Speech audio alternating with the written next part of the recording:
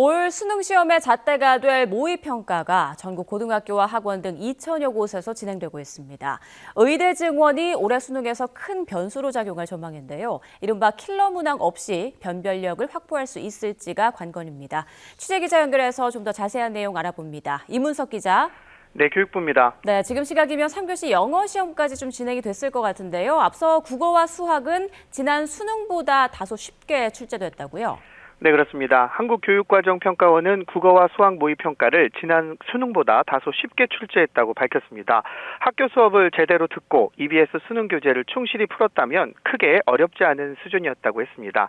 특히 수학의 경우 요령이나 암기, 공식으로 해결하기보다는 개념을 제대로 이해해야 풀 수 있는 문제가 많은 거로 분석됐습니다.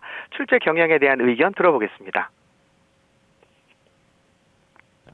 단순 암기 또는 스킬에 의해서 문제를 해결하는 학습보다는 개념에 대한 깊이 있는 학습, 즉 요령보다는 원칙적인 수학 학습으로 수능 준비를 해야 된다라는 수학 학습의 올바른 방향을 담고 있는 평가였다고 분석하였습니다.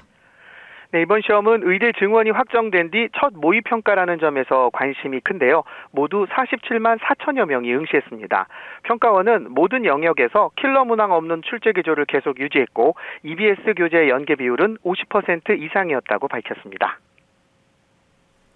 아무래도 이번 모의평가는 의대 증원이 결정된 뒤에 처음 치러진다는 점에서 관심이 높은데요. N수생으로 불리는 졸업생 응시자 수가 늘었다고요? 네, 그렇습니다. 이번 모의평가 졸업생 응시자는 8만 8천여 명으로 지난해 6월 모의평가보다 400명가량 늘었습니다. 응시자 집계를 시작한 지난 2011학년도 이후 가장 많은 수치입니다요. 재학생 응시자 역시 1만 명 넘게 증가한 거로 나타났습니다.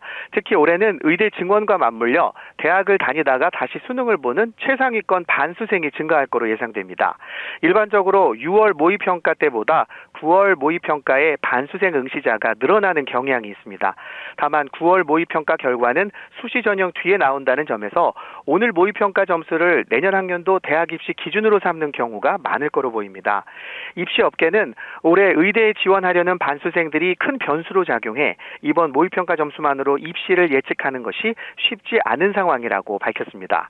이런 배경으로 이번 모의평가는 킬러 문항을 배제하고 수능에서 최상위권 응시자 변별력을 확보할 수 있을지 가늠해보는 시험대가 될 거라는 분석입니다. 모의평가 점수는 다음 달 2일에 나올 예정입니다. 지금까지 교육부에서 YTN 이문석입니다.